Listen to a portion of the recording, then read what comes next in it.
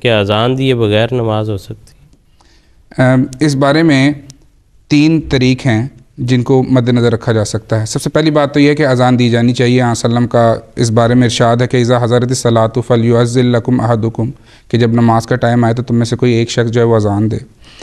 لیکن حضرت مسیح موعود علیہ السلام کے دور میں ایک وقت ایسا آیا کہ حضور گرداسپور کا سفر کر رہے تھے اور تمام احباب اس وقت موجود تھے۔ تو جب نماز کا وقت آیا ہے تو حضور نے فرمایا ہے کہ اقامت کو نماز شروع کریں گے۔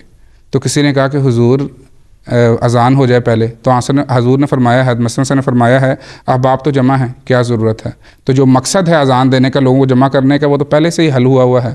تو اس سے پتہ چلتا ہے کہ اگر احباب موجود ہوں تو پھر ضرورت نہیں ہے کہ اذان لازمی دی جائے، اقامت سے ہی اکتفا ہو سکتا ہے۔ دوسری حالت یہ ہے کہ انسان اگر اکیلا نماز پڑھ رہا ہے اور اکیلی ہی پڑھنی ہے اس نے نماز، تو پھر بھی اذان دینے کی ضرورت نہیں ہے۔ اور آخری جو بات ہے، جو آخری طریق یہ ہے کہ اگر فتنے کا، فساد کا ڈر ہو کہ اذان دینے سے کچھ مصائب آ جائیں یا کچھ مشکلات درپیش آئیں، تو قرآن کریم کا جو حکم ہے کہ لا تلقوا بایدیکم الی التہلکہ، کہ اپنے آپ کو ہلاکت میں نہ ڈالو۔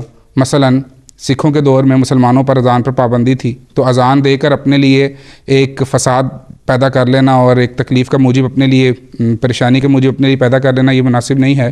اور یہی بنا ہے کہ جو جماعت احمدیہ کی پاکستان میں پابندی ہے کہ اذان نہ دی جائے، تو فتنے کے، شر کے جو ہے وہ اس سے بچاؤ کے لیے جماعت جو ہے وہاں پر اذان نہیں دیتی، بلکہ اقامت کے ذریعے سے ہی نماز شروع کر لی جاتی ہے۔ اور یہ ہمیں جو ہے حضور صلی اللہ علیہ وسلم یا صحابہ کی سیرت سے بھی ملتا ہے کہ وہ بھی لمبا عرصہ جو ہے کہ اس طرح، اور جب تک کہ اس کا وہ حکم بھی نہیں ہوا تھا تو بغیر اس کے نماز پڑھتے رہے جو ہے وہ پڑھ لیا کرتے تھے۔ اس لیے اس طرح کے بنیادی ارکان میں سے نہیں ہے کہ جس سے نماز کی صحت پر جو ہے بذات خود کوئی فرق پڑتا ہو۔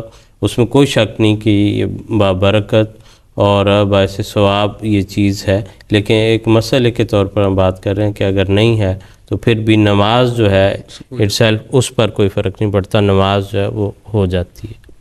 جزاکم اللہ خیرا۔